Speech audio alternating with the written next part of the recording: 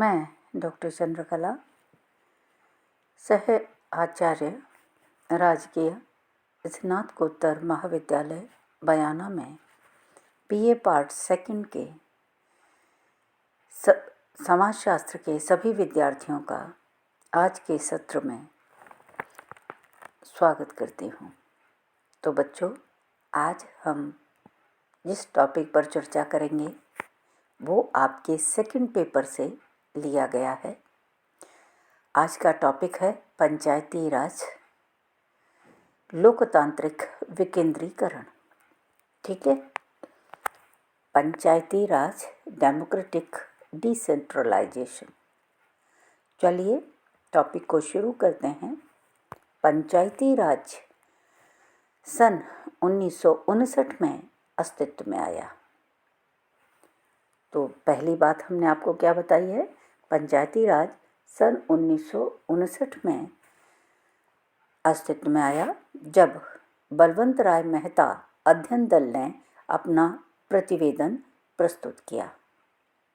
पंचायती राज की अवधारणा का विकास सामुदायिक विकास कार्यक्रमों को गति देने और ग्रामीणों से इच्छित जन सहयोग प्राप्त करने के उद्देश्य से हुआ। मेहता कमेटी ने सामुदायिक विकास को लक्ष्य माना।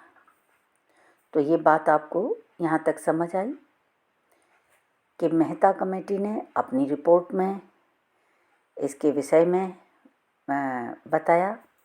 दूसरी बात, पंचायती राज की अवधारणा का विकास सामुदायिक विकास कार्यक्रमों को गति देने के लिए और ग्रामीणों से इच्छित जन सहयोग प्राप्त करने के उद्देश्य से हुआ। ठीक है, मेहता कमेटी ने सामुदायिक विकास को ही लक्ष्य माना। चलिए आगे बढ़ते हैं। पंचायती राज को इसकी पूर्ति का साधन माना। किसने? मेहता कमेटी ने।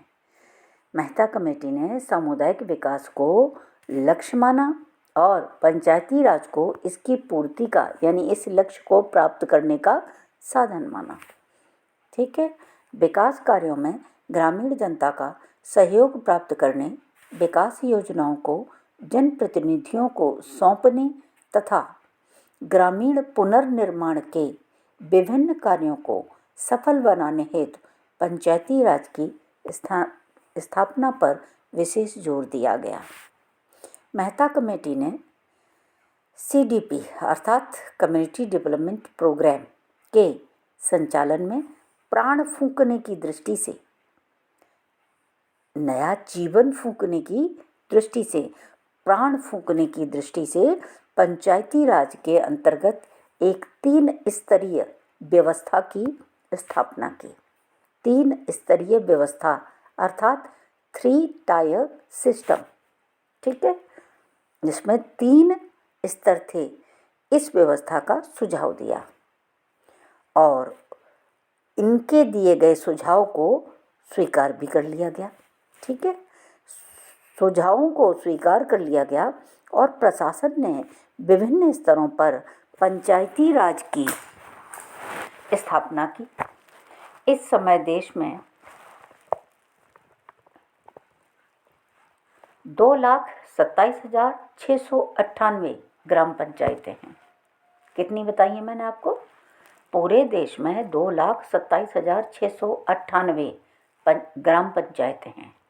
इनके अलावा 5,906 पंचायत समितियां हैं तथा 474 जिला परिषदें हैं। तो ये मैंने आपको इतने सारे इंस्टीट्यूट बता दिए, संस्थाएं बता दी। ठीक है, 2,27,698 ग्राम पंचायतें, 5,906 पंचायत समितियां तथा 474 जिला परिषदें बताई हैं मैंने आपको। इनमें लगभग 34 लाख चुने हुए प्रतिनिधि कार्य कर रहे हैं।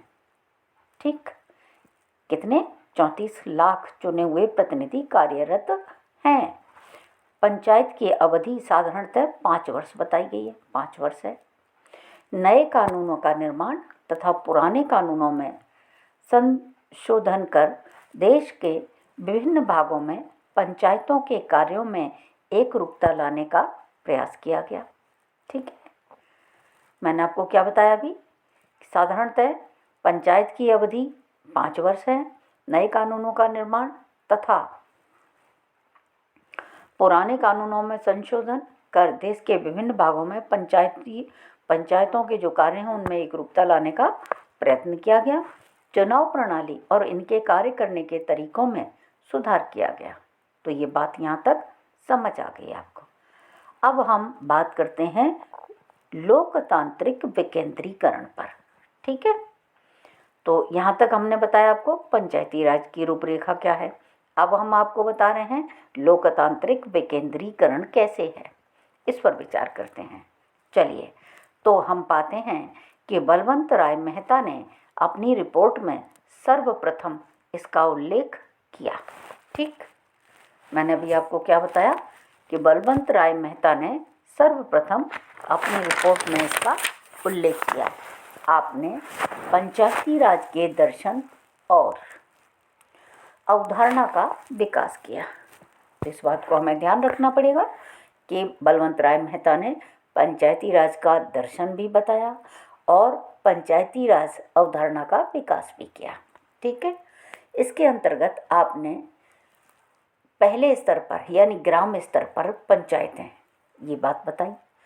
दूसरे स्तर पर क्या बताया, खंड स्तर पर पंचायत समिति। ठीक, और जिला स्तर पर उन्होंने तीसरा जो अपना स्तर बताया वो है जिला परिषद की स्थापना का सुझाव दिया। तो मैं आपको बताया जो 3 टायर सिस्टम है उसमें क्या है, ग्राम स्तर पर पंचायतें हैं, ठीक है, खंड स्तर पर पंचायत समितियां हैं, ठीक है, जिला स्तर पर क्या है, जिला परिषदें हैं। इनकी स्थापना करने का सुझाव दिया। इनमें प्रत्येक से कुछ विशिष्ट कार्य को करने की अपेक्षा की गई। यानी ग्राम स्तर पर जो पंचायतें हैं वो कुछ विशिष्ट कार्य करेंगी अलग, खंड स्तर पर जो पंचायत समितियां हैं वो अलग विशिष्ट कार्य करेंगी और जिला स्तर पर जो जिला परिषदें हैं वो अलग कार्य करेंगी। ठीक है, ऐसे विशिष्ट कार्यों की अपेक्षा की गई। अब आगे बढ़ते हैं। इसी संबंध में प्रोफेसर इकबाल नारायण हैं, उन्होंने पंचायती राज को 3 आयाम वाली एक व्यवस्था माना है। ठीक, 3 आयाम वाली एक व्यवस्था माना है। मैं क्रमशः आपको ये तीनों आयाम बताती हूँ। पहला देखिए, आधुनिकीकरण अर्थात मॉडर्नाइजेशन। ठीक है, दूसरा है लोकतंत्रीकरण अर्थात डेमोक्रेटाइजेशन। ठीक, तीसरा है राजनीतिकरण, वो है पॉलिटिसाइजेशन। ठीक है, तो ये तीनों करण मैंने आपको बताए, यानी यही 3 आयाम हैं, आधुनिकीकरण, लोकतंत्रीकरण और राजनीतिकरण। ठीक, ये किसने बताया आपको, ये बताए हैं प्रोफेसर इकबाल नारायण ने। ठीक, किसके बारे में बताए हैं, पंचायती राज के बारे में बताएं। चलिए, भारत में लोकतांत्रिक विकेंद्रीकरण एक अत्यंत महत्वपूर्ण अवधारणा है। भारत में लोकतांत्रिक विकेंद्रीकरण एक अत्यंत महत्वपूर्ण अवधारणा बन चुकी है। लोकतंत्र का तात्पर्य ऐसी राज्य व्यवस्था से है जहां शासन व्यवस्था किसी व्यक्ति विशेष के हाथों में नहीं होती है। मैंने आपको अभी क्या बताया, लोकतंत्र का तात्पर्य राज्य व्यवस्था से है। कैसी राज्य व्यवस्था से, ऐसी राज्य व्यवस्था से है जहां शासन व्यवस्था किसी व्यक्ति विशेष या व्यक्तियों के समूह विशेष के हाथों में न होकर के कहाँ होती है, जनता के हाथों में होती है। ठीक है, व्यक्ति विशेष के हाथ या समूह विशेष के हाथों में न होकर के जनता के हाथों में होती है। तो ये बात आपको समझ में आ गई होगी। ठीक है, आगे बढ़ते हैं। लोकतंत्र में जनता ही प्रत्यक्ष या अप्रत्यक्ष रूप से शासन व्यवस्था में भाग लेती है। मैंने अभी आपको क्या बताया है, लोकतंत्र में क्या होता है, जनता ही प्रत्यक्ष रूप से या अप्रत्यक्ष रूप से शासन व्यवस्था में भाग लेती है। जनता के चुने हुए व्यक्तियों के हाथ में शासन की बागडोर होती है। या हम इसे यूं भी कह सकते हैं, जनता के चुने हुए प्रतिनिधियों के हाथ में क्या होता है, शासन की बागडोर होती है। तो ये मैंने आपको बताया भारत में लोकतांत्रिक विकेंद्रीकरण की पोजीशन कैसी है। ठीक, अब और आगे बढ़ते हैं। विकेंद्रीकरण का अभिप्राय शासकीय इकाई को छोटी इकाइयों में विभाजित करके, शासकीय इकाई है उसको छोटी छोटी इकाइयों में विभाजित करके उन्हें कुछ अधिकार और कुछ दायित्व सौंप दिए जाते हैं। क्या बताया मैंने, विकेंद्रीकरण में क्या होता है? विकेंद्रीकरण का अभिप्राय है शासकीय इकाई को छोटी इकाइयों में विभाजित कीजिए और फिर उन छोटी छोटी इकाइयों को कुछ अधिकार और दायित्व सौंप दीजिए। ठीक, इतना समझ में आया? ये अधिकार और दायित्व इस दृष्टि से सीमित हैं कि प्रत्येक के नीचे के स्तर वाली संस्था पर ऊपर वाली संस्था का नियंत्रण रहता है। समझ आया? मैं दोबारा बताती हूँ। ये अधिकार और दायित्व इस दृष्टि से सीमित है कि प्रत्येक नीचे के स्तर वाली संस्था, यानी एक संस्था जो नीचे है और उसके ऊपर भी एक संस्था है ना, तो जो ऊपर वाली संस्था है उसका नियंत्रण किस पर है? नीचे वाली संस्था पर है। ठीक, प्रत्येक के नीचे के स्तर वाली संस्था पर ऊपर वाली संस्था का नियंत्रण रहता है और इन सभी संस्थाओं पर, यानी नीचे, फिर उससे ऊपर, फिर उससे ऊपर, यानी इन सभी संस्थाओं पर अंतिम नियंत्रण किसका होता है? राज्य सरकार का रहता है। तो कोई भी फ्री नहीं है, न नीचे वाली फ्री है, न मीडियम वाली फ्री है, न ऊपर वाली फ्री है। कोई भी संस्था स्वतंत्र नहीं है, स्वच्छंद नहीं कह सकते हैं आप इसे। इन सभी संस्थाओं पर अंतिम रूप से नियंत्रण किसका है? राज्य सरकारों का रहता है। सभी संस्थाओं को अपनी बुद्धि और अपने विवेक को काम में लेने का अवसर दिया जाता है। ये बात बहुत अच्छी है। ऐसा नहीं है नियंत्रण है तो ये संस्थाएं अपनी बुद्धि अपने विवेक से काम न कर पाएं। इनको पूरा पूरा अवसर दिया जाता है कि आप अपनी बुद्धि और विवेक को काम में ले सकते हैं। शर्त वही है, समाज का हित होना चाहिए, समुदाय का हित होना चाहिए।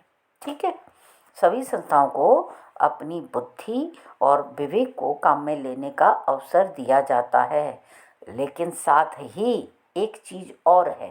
क्या? वो ये है कि कोई भी संस्था स्वच्छंद आचरण नहीं कर सकती। कोई भी संस्था स्वच्छंद नहीं है। इस तरह से आज मैंने आपके साथ डिस्कस किया क्या? पंचायती राज और लोकतांत्रिक विकेंद्रीकरण। मुझे पूरी उम्मीद है कि आपको ये टॉपिक स्पष्ट हो गया होगा, समझ आ गया होगा। फिर भी यदि किसी बच्चे को कोई प्रॉब्लम है, कोई चीज़ समझ नहीं आई है, तो मुझे आप कॉल कर सकते हैं, मुझे आप व्हाट्सएप ग्रुप में मैसेज कर सकते हैं, अपनी प्रॉब्लम डाल सकते हैं। मैं आपको वहीं सॉल्यूशन देने का प्रयास करूंगी। और मेरे मेल आईडी पर भी, आप ईमेल आईडी पर भी मुझे अपनी समस्या से अवगत करा सकते हैं। मेरा पूरा प्रयास होगा कि मैं आपको सॉल्यूशन दे सकूं। इस तरह कल फिर हम मिलते हैं एक नए टॉपिक के साथ। तब तक के लिए गुड बाय।